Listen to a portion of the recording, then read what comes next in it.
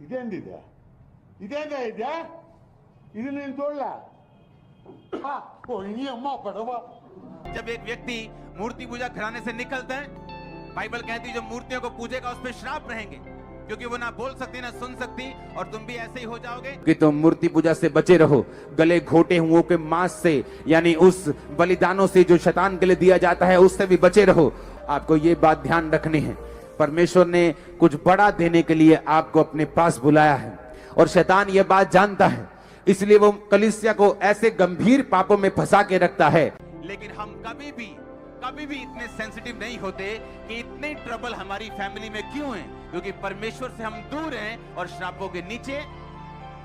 और जब हम सेंसिटिव हो जाते हैं, अलर्ट हो जाते हैं और अपनी लाइफ के आसपास की घटनाओं से समझने लगते हैं कि परमेश्वर हमें किस दिशा की ओर लेके जाना चाहता है, तब आपका राइज, आपका ऊपर जाना तब शुरू होता है यीशु मसीह के नाम में।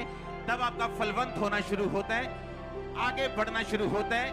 आप उन बंधनों को तोड़ते हैं जो आपकी फैमिली में वंशों से आपके अंदर घुस चुकी हैं, वो चीजें समा चुकी हैं आपके अंदर, वो श्राप, वो बीमारियां, वो शैतान के कब्जे, आप उनसे निकलते हैं यीशु मसीह के नाम में। और मैं घोषणा करता हूं, आज जो व्यक्ति तौबा के मूड में आया और तौबा करके जाएगा, आप छूटेंगे और छुड़ाने वाले होंगे। और कई बार हम इतने मंद बुद्धि या आप कह लो कि डंगर बुद्धि हो जाते हैं, पशु बुद्धि हो जाते हैं कि हमें अपनी लाइफ के आसपास हो रही घटनाओं से ये समझ नहीं आता कि परमेश्वर हमें क्या कहने की कोशिश कर रहे हैं। जब निनवे पे अटैक होते थे और बार बार उनको लूटा जाता था, उन्होंने कभी ये कोशिश नहीं की ये जानने की कि हम उस वंश से निकले हैं जिन पे परमेश्वर का श्राप है और हमको परमेश्वर की ओर मुड़ जाना चाहिए। लेकिन उन्हें लगता था कि ये नॉर्मल चीजें हैं, घर में सब तरह की मुश्किलें ये नॉर्मल है, सबके घर ऐसे ही, फाइनेंशियल ट्रबल सबके ऐसा ही है, बीमारियां घर में लमक रही हैं,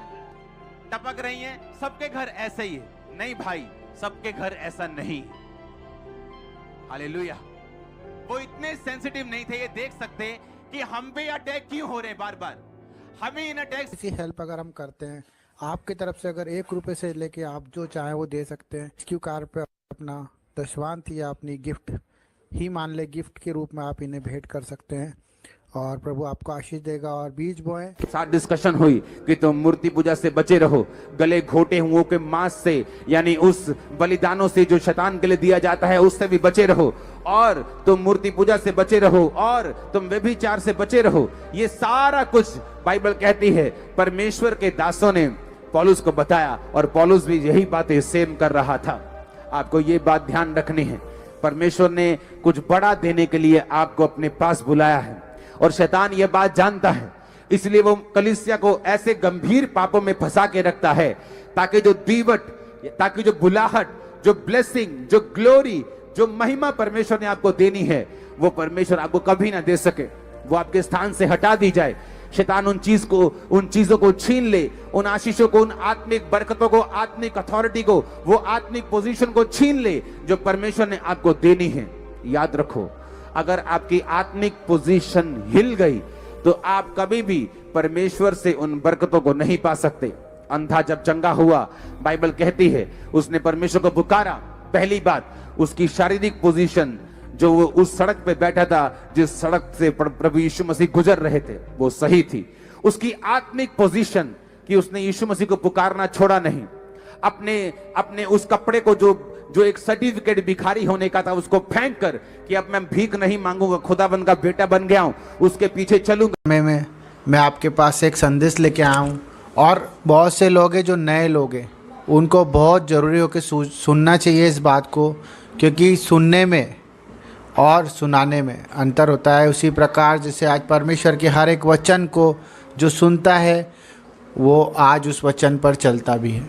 मेरे भाई बहनों, जो मोरल ऑफ द स्टोरी, जो प्रभु की एक हमारे लिए शांति का प्रतीक पवित्र आत्मा जो हमारे लिए रखा गया, हम उसे कैसे महसूस करें और कैसे उसके अंदर इन्वॉल्व होएं और कैसे वचन पर चलें, इन सब चीज़ों के लिए परमेश्वर ने हमारे प्रॉफिट जी जैसे और बहुत से जो पास्टर हैं जो हमें प्रचार करते हैं, चर्चों में हमें शिक्षा देते हैं, ये सब चीज़ों के पीछे सिर्फ एक ही है रीज़न, वो है परमेश्वर की बड़ाई और परमेश्वर के जन पवित्र आत्मा को जाने।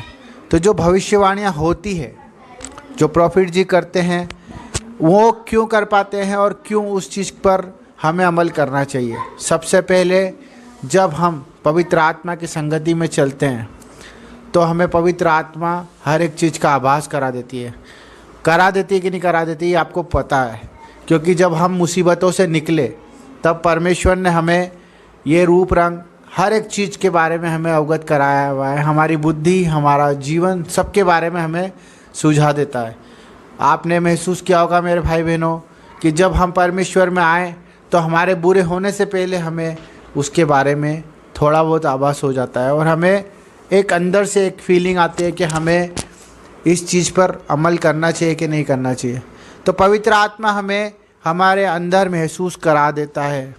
उसी प्रकार जब प्रॉफिट भविष्यवाणियाँ करते हैं, जब उनके अंदर ये गॉड ने ये चीज़ रखी है, प्रभु यीशु ने, पवित्र आत्मा ने उनके अंदर ये आभास कराया कि जब वो किसी के बारे में बताते हैं तो वो उन्हें वो चीज़ महसूस होती है। चाहे वो देश के बारे में हो, चाहे वो हमारे जीवन के बारे में हो, चाहे वो किसी भी रीति से, किसी भी सामाजिक, किसी भी प्रकार की बात क्यों ना हो, परंतु मानना हमारे भीतर है। हम मानते हैं, इसीलिए आज हमारी चीज़ों को प्रभु समझता है। हम प्रभु को मानते नहीं, प्रभु को जीवित मानते हैं। क्योंकि पवित्र आत्मा हमें बोलना चाहेगी तो किसके द्वारा बोलना चाहेगी? वो हमारे लिए किसी ऐसे मनुष्य के हृदय में आके बोलेगी जो परमेश्वर को मानता है। वो हमारे लिए, वो हमारे बुज़ुर्गों के, हमारे बच्चों के मुंह पे आके बोलेगी जो पवित्र आत्मा है, जिसने पाप छोड़ दिया, जिसने पाप की संगति छोड़ दी, जिसने बुराइयां छोड़ दी, जिसने कुकर्म छोड़ दिए, जिसने परमेश्वर की सेवा को अपना जीवन बना लिया। क्योंकि परमेश्वर उन्हीं से बात करते हैं जो परमेश्वर के नियम और अनुशासन पे चलते हैं, जो परमेश्वर के कहने पे चलते हैं। मेरे भाई बहनों, आज ये जो कोट मैंने डाला है ये एक सफ़ेद रंग का है और आप देख सकते हो जब सफ़ेद रंग किसी भी रंग से रंगा जाता है तो वो कलर दिखता है। वैसे ही परमेश्वर को भी हर एक बुराइयों के रंग दिखते हैं जो हमारे अंदर होते हैं। हमारे कुकर्म उन्हें दिखते हैं, हमारी गंदी सोच उन्हें नज़र आती है। परंतु हमें मानना है और ये जानना है कि हम पवित्रता से कैसे चलें। और प्रॉफिट जी और जो भी भविष्यवक्ता है और जो भी आज हमारे वचनों में लिखा है परमेश्वर के नाम से, उन सब पर हमें अमल करना पड़ेगा। तभी हम बचाए जाएंगे, छुड़ाए जाएंगे और सुरक्षित होंगे। तो इन बातों को माने मेरे भाई बहनों और प्रभु की महिमा में जुड़े रहें। आपको हर एक आशीष मिले, जो आप आज ख्वाब देख रहे हो पूरे हो जाए और जो आज आप बीमारियों से लड़ रहे हो वो बीमारियां ठीक हो जाए। जिन समस्याओं के लिए आप आज प्रभु से प्रार्थना कर रहे हैं वो प्रार्थनाएं पूरी हो जाए, मेरा विश्वास है। और आप सबके लिए मैं दुआएं करता हूं। जो लोग आज मेरे यूट्यूब चैनल को सपोर्ट कर रहे हैं, मैं उन सब के लिए दुआएं करता हूं कि परमेश्वर उन्हें 4 गुना आशीष दे। उनके मांगने से पहले और उनके सोचने से पहले परमेश्वर उनके लिए करे। तो सबको जय मसीह की, गॉड ब्लेस यू। ऐसे वीडियो को सपोर्ट करें, लाइक करें, सब्सक्राइब करें और अपना प्रेम प्रभु के द्वारा हमारे लिए प्रकट करें। आमीन।